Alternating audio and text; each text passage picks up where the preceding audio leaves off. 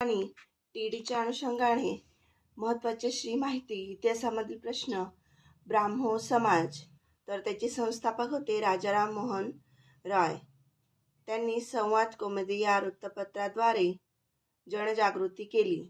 त्यानंतर प्रार्थना समाजाचे संस्थापक होते दादोबा पांडुरंग तर्खडकर आणि त्यांचे बंधू डॉक्टर आत्माराम पांडुरंग हे प्रार्थना समाजाचे पहिले अध्यक्ष होते.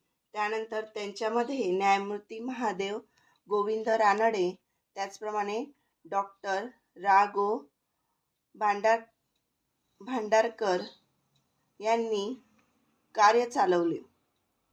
तसेच बघा, सदस्य विठ्ठलरामजी शिंदे यांनी डिस्परेट क्लासेस मिशन स्थापन केले. यावर पण प्रश्न विचारण्यात आलेला होता. त्यानंतर सत्यशोधक समाज,